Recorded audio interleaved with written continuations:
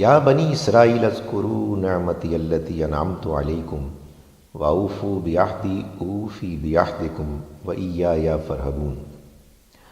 Children of Israel, remember my blessing that I showered upon you, and abide by the promise that you made to me, and I shall abide by my part of the promise that I made to you, and fear me alone. From this verse onwards, the children of Israel are being addressed in Surah Al-Baqarah, which is the first major part of the surah. And the next part of it is an address to the children of Ismail and the Muslims. The Quran informs us about the fact that God chose Ibrahim a.s. and his children to deliver his message to the rest of the mankind. However, God Almighty's plan included two phases of the implementation of the idea. In the first phase, it were the children of Israel who were chosen for the purpose, and thereafter it were the children of Ismail who were given the same task. And the children of Israel were informed beforehand that after a certain duration would lapse, there would come a messenger from the children of Ismail who will deliver the message of God to the rest of the mankind. And whoever would want to be successful in the eyes of God will have to believe in him and support him in his mission. So the Almighty in this particular verse is inviting the children of Israel to remember the blessings that God showered upon them and abide by their part of the promise that they made to him, so he shall abide by his part of the promise. In other words, if they are going to believe in the Prophet, may God's mercy be on him, and the Quran, God is going to continue to shower his blessings on them the way he showered upon them his blessings when they were true to his message. And the verse goes on to say, wa iyyaya farhabun, and you fear me alone.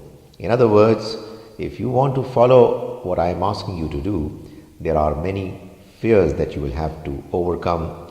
You will have to overcome the fear of monopoly that is going to desert you. You will be deprived of it. And of course, it's a fear which you can only overcome if you fear me alone, God Almighty alone.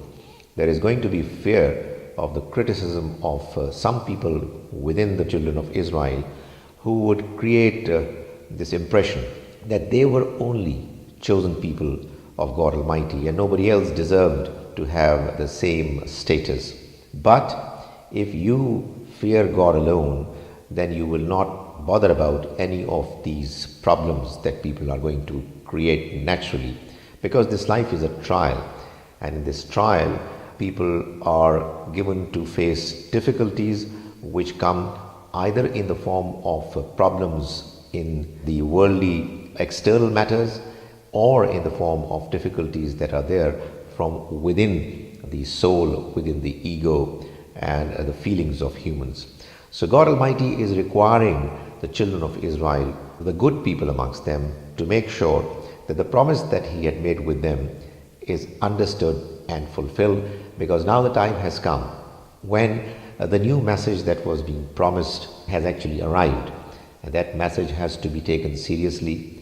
If the children of Israel are going to follow this message, believe in it and let others know about the truthfulness of it, they're going to succeed in this life and the next one. But if they're not going to do so, then they'll have to face the consequences for it. And God says that if you fulfill your part of the promise, I will fulfill my part of the promise, and fear me alone.